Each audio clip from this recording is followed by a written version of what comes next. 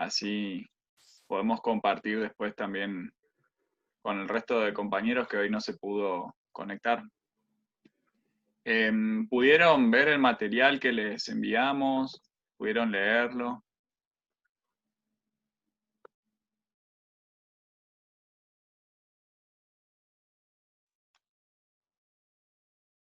¿No pudieron?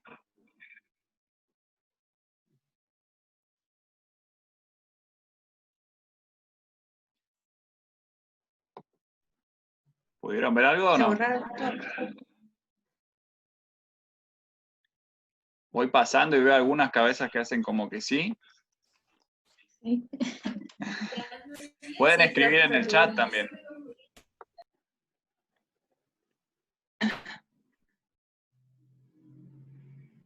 Bueno, vamos a suponer que algunos leyeron y otros no leyeron. Y vamos a ir viendo un poco acerca del material que les compartimos. Si agranda. Ahí está. Bueno, ustedes les habíamos compartido el material para hoy. Este libro escrito por Beatriz Janín, que se llama El sufrimiento psíquico en los niños, lo psicopatológico y la constitución psíquica. Sigue ingresando gente. Para poner un poquito en contexto, la autora es una psicoanalista, imagino que se habrán dado cuenta cuando iban leyendo. Ella es presidente de los Fórum Infancias.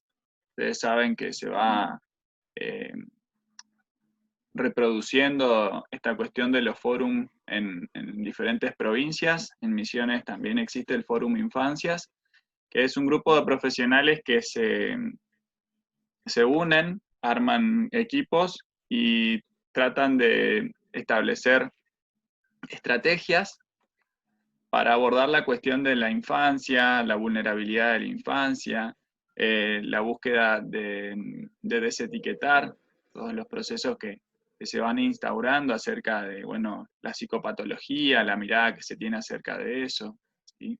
Ella también está en la Asociación Civil contra la Medicalización y Patologización de la Infancia, es directora de carreras de especialización en psicoanálisis de niños y adolescentes, y es directora de una revista que se llama Cuestiones de Infancia. Desde allí va a ser el lugar en el cual nos va a hablar Beatriz Janín. Yo les puse una foto, a veces está bueno ligar con algún rostro. Ella estuvo acá hace unos 2 o 3 años, no recuerdo bien. Lo primero que ella va a comenzar planteando en su introducción es que en una época en la que la tendencia es clasificar el sufrimiento, la idea de ella a través de este material va a ser rescatar la complejidad de la vida psíquica, las vicisitudes que conlleva la constitución subjetiva y el tránsito complicado que supone siempre la infancia, ¿sí? Ella va a tratar de recuperar estos aspectos. Propone partir desde la idea de que es un niño y ella propone que el niño puede ser definido como un psiquismo en estructuración.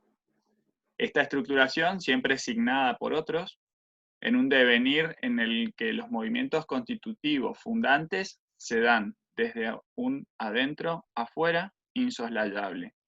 Un juego constante entre lo adentro y afuera. ¿Se acuerdan que ya habíamos traído en otras clases la noción de lo éxtimo, como ese continuo, que no había mucha diferenciación de dónde empezaba yo, dónde terminaba el otro, como para seguir conectándolo desde ahí.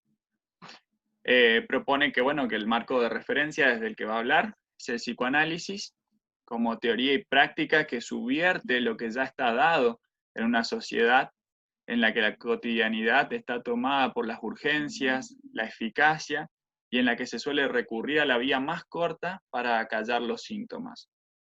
Aparece algún síntoma, se recurre a ciertos fármacos, por ejemplo, para que no haya más la manifestación sintomática que a veces suele incomodar en lo social, suele incomodar en la familia, en la escuela, en el barrio, ¿no? En varios lugares. generalmente cuando se entra en relación con otros. Si hay alguien que escapa un tanto a esa norma, como habíamos venido trabajando, molesta, incomoda, no encaja.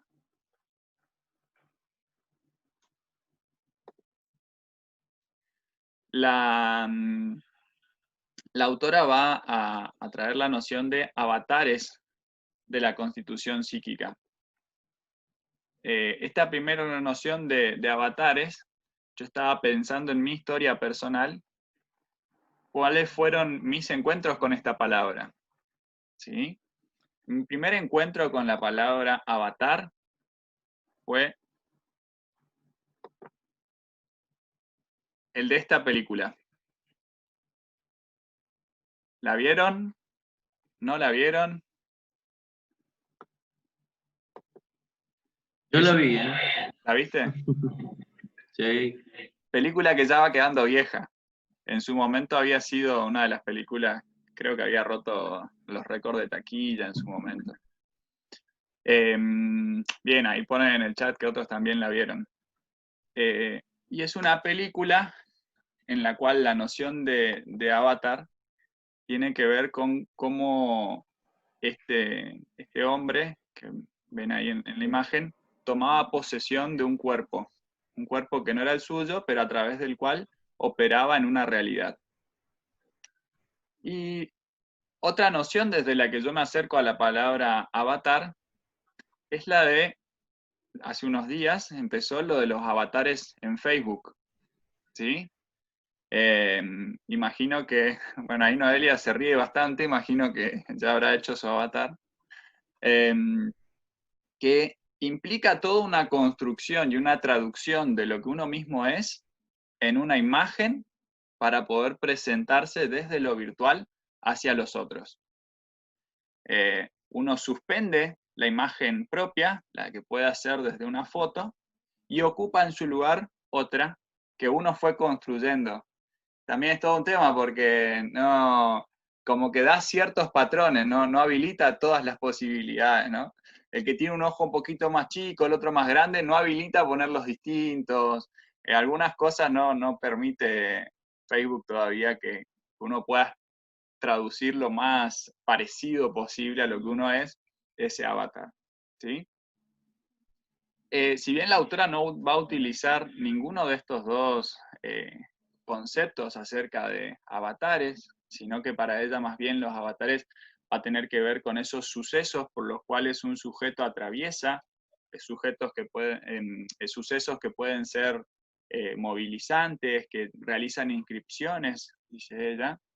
Me parecía interesante pensar en esto, ¿no? La vez anterior discutíamos si había sujeto o no había sujeto en el caso de Roberto. Estábamos hablando de que había un yo o no había un yo, algunas de las preguntas que nos hacíamos. Y estos ejemplos de avatares que aparecían acá son ejemplos que a uno se le presentan posteriormente a su propia constitución subjetiva. A mí hace semanas que me apareció esta posibilidad en Facebook de traducirme en otra imagen, ¿no? Y me llevó todo un esfuerzo. Pero esto de poder ir construyéndose una imagen del sí mismo era algo que en Roberto estaba muy presente y muy en cuestión todo el tiempo. Esto de no poder construirse una representación sobre sí mismo tampoco le permitía un montón de funciones vitales, entre las que, por ejemplo, habíamos hablado del dormir. Propone la autora que si a la tendencia del psiquismo infantil de evitar todo displacer se le suma el predominio del rechazo desde el otro, el displacer se trueca en dolor y el dolor en terror insoportable, con lo que se establece un circuito tanático y desencriptor y desligador. Este fragmento que retomamos de la autora, a mí me hacía acordar cuando en Roberto trabajábamos todo el sufrimiento que estaba en juego, que nosotros recuperamos lo que 3 compañeras escribieron en el Padlet, ¿sí? Hubo poca participación en ese sentido, pero las 3 tienen un punto de conexión muy fuerte, que tiene que ver con que pudieron captar la angustia que había en Roberto. Todo el temor, eso terrible que se presentaba en Roberto. Y bueno, quedará pendiente para la próxima poder seguir trabajando acerca de esa angustia, ¿no? Sobre todo en la presentación del Padlet, que como estuvimos charlando con los profes, los que todavía no la hayan hecho, les vamos a pedir que traten de escribir qué les representó acercarse a ese caso, ¿sí? Propone la autora que la clínica suele cuestionar nuestros intentos por encuadrar en los sufrimientos, ¿sí? Los diversos modos de sufrimiento infantil. Dentro del psicoanálisis se propone neurosis, perversión, psicosis, y la autora dice que esto resulta muchas veces insuficiente por la extensión y la complejidad de la problemática infantil. Es fundamental, dice ella, y esto va a atravesar todo su trabajo, desde el capítulo 1 hasta el capítulo 8 por lo menos, dice, es fundamental pensar las fallas en la estructuración del psiquismo. No solamente pensar en términos de la estructura, sino pensar en las fallas de esa estructuración. Yo les puse este cuadro que a mí personalmente me recordaba lo que encontrábamos en Roberto. Si uno mira en primera instancia, quizás cuesta encontrar un rostro, pero si hace un esfuerzo puede ir encontrando un rostro en medio de ese caos, ¿no? Fuimos viendo en la presentación del logo cómo en la medida en la cual uno iba haciendo un esfuerzo, iba tratando de construir un sentido, podía encontrarse con un otro ahí en juego, ¿sí? Y aún en la medida en la cual iba superando su propia angustia. La autora va a hablar de los caminos de subjetivación y ahí se va a meter para mí en todo lo que ustedes vienen trabajando desde estructura 1, 2, 3, 4. Y me parece que está bueno que podamos darnos un tiempo para conversar cuáles fueron las cosas que a ustedes les llamaron la atención, las cosas en las cuales pudieron empezar a tejer algunas conexiones entre lo que proponía el autor, lo que ustedes ya saben desde las estructuras, desde lo que pudieron leer en el caso Roberto, y que nos diéramos un ratito para conversar acerca de esto.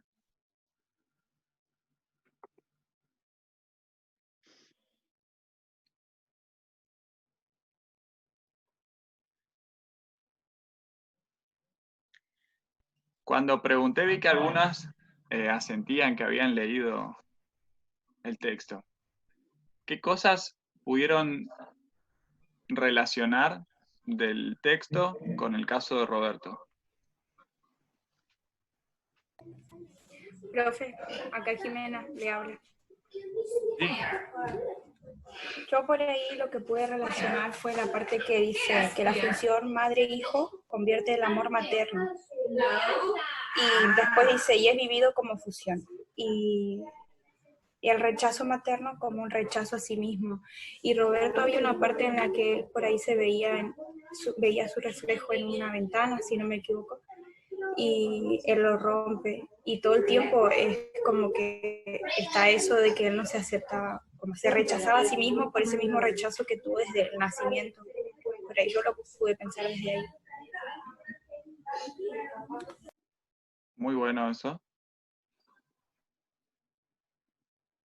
¿Alguien más pudo establecer otra relación?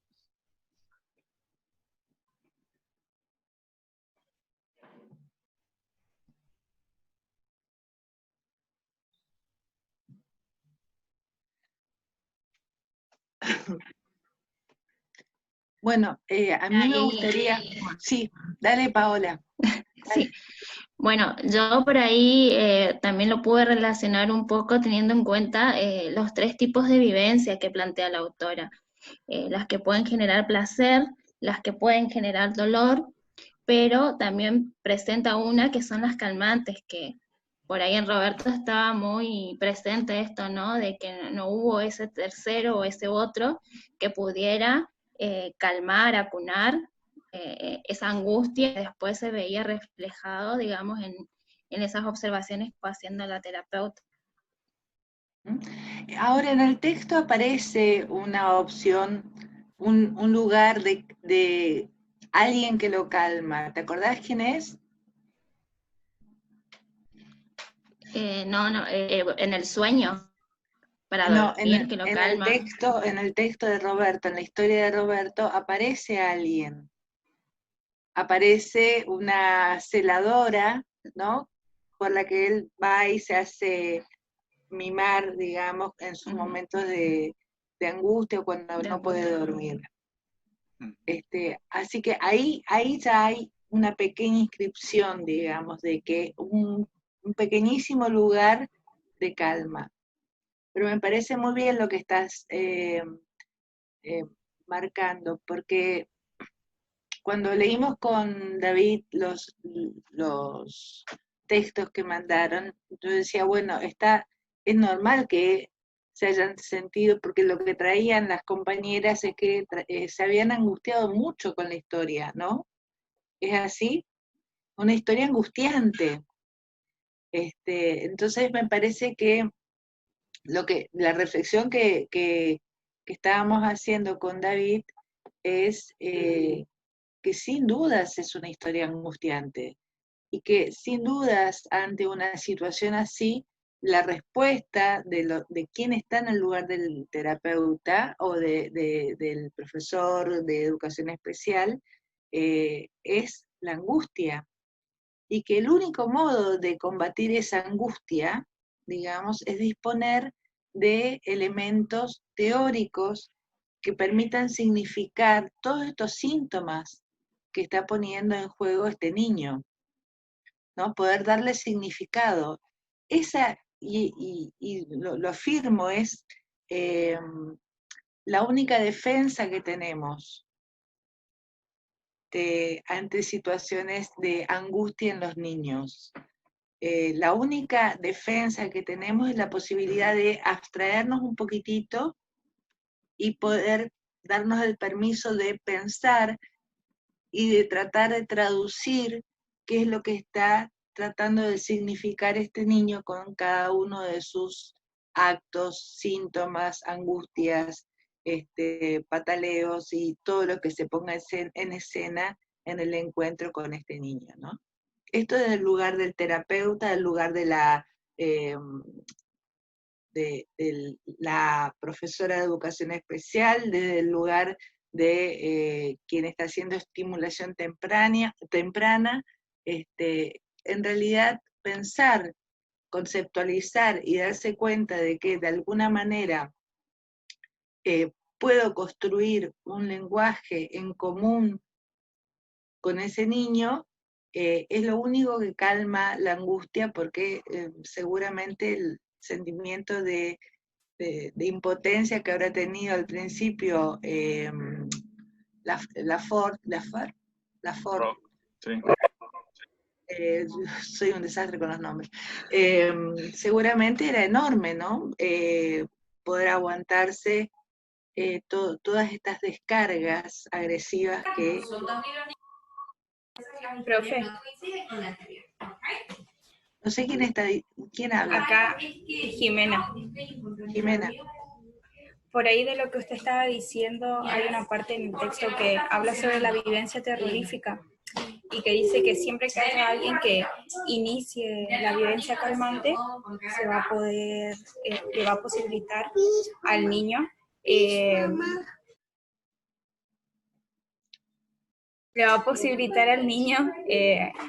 que pueda crear nuevas redes. Y a su vez también ahí recalca que la persona que esté haciendo eso va a tener que tolerar el desaire del niño. Y Y el dolor del niño es desencadenado en sí mismo también, dice. Y por ahí lo uní con lo que usted estaba diciendo ahora. Claro, exactamente. Perfecto. Ahora, ¿por qué es se entendió cuando leyeron, entendieron por qué es la vivencia terrorífica? Pudieron hacer, ¿se acuerdan de la construcción del aparato psíquico? ¿Se acuerdan de algo de la función materna de estructura 2?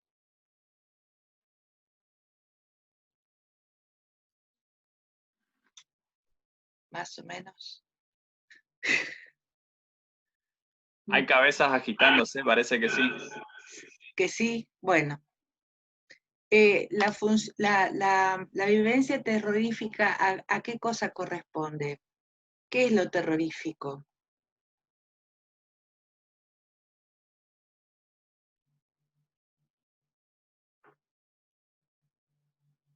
¿Alguien se acuerda de esto?